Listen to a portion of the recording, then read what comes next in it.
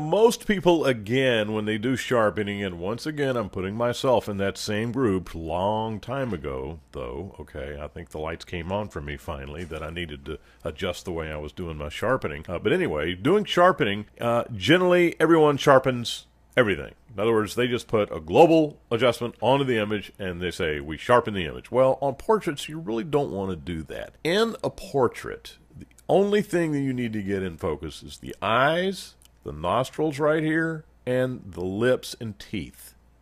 And that's it. Now, in some cases, you might want to do the hair, and you would do it sparingly with masking. Okay, you don't want to sharpen this down here, because all it does is make it obvious that she's got some stray hair. And there's a little hair right there. Let's zoom in on things just a bit so you can see what I'm talking about. See that hair right there?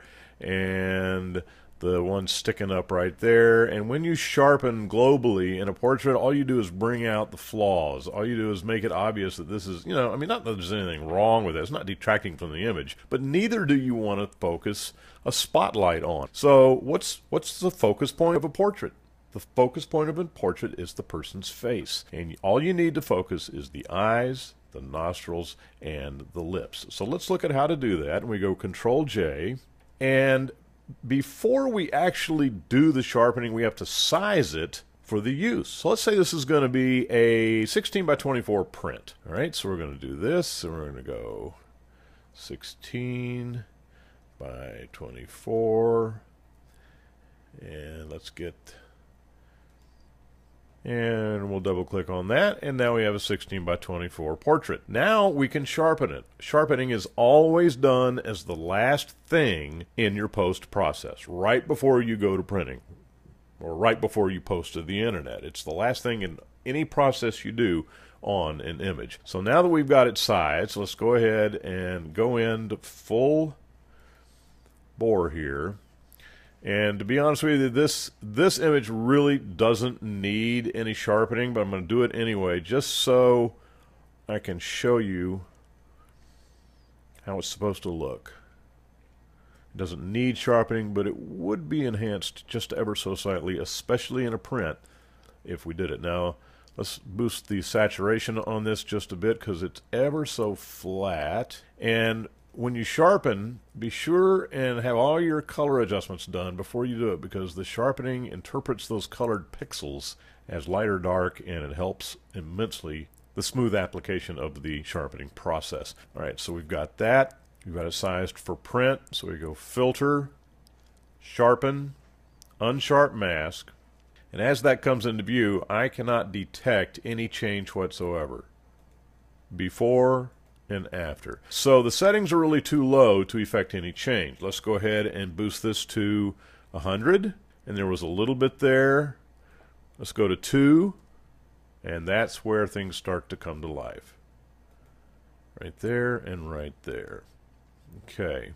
But notice, as I'm sure you have, that the pores in her skin, even though we've done a full skin treatment on her, the pores in her skin are more visible, and that's not what we want. So we consider the pores in the skin to be something like, I don't know, noise. Let's look at it again so you can see it. All right, before and after. And it's really evident on her cheeks right here and also in her forehead. Once again, before and after. So what can we do? Let's adjust this threshold up to 4 and then look at before and after, and those pores are nowhere near as prominent, yet there's still good sharpening on her eye. So another good lesson on how to use threshold.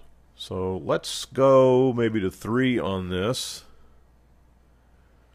and look at before and after, and that's perfect. Her eyes look really, really good. So I'm going to go ahead and hit OK. Now, I meant to do this on the center layer, but I did it on the top layer. So what I'm going to do is I'm going to swap the locations of these 2 layers. Left click, hold it down. I'm going to drag this layer down here and put it in the middle. Now, I'm going to come up here. I'm going to adjust the saturation about the same amount that I did before. I'm just guessing at it. Go ahead and put that in there. Now I'm going to get a mask. Get my brush. I want 100% on the opacity, and then I'm just going to come in and get the eyeball right there and the eyelashes, and that's all. See that? That's what I'm talking about. Let's do the other side. Now her eyes are just full of life. Come over here and get the nostrils, and then come over here and get the teeth and the lips, and we are cooking with gas. Now, when we zoom out on this and we print this, especially when you print it, it's going to look spectacular. So, high-res, print images, 16 by 24, that's how to do it. Less is more. You adjust only to the point that you can see it on the screen of your computer, and that's it. Develop the discipline to stop the minute you can start seeing it on the screen, blown up 100% on your computer, and that will be enough sharpening. All right, coming up next, let's look at how we're going to adjust a portrait for the internet.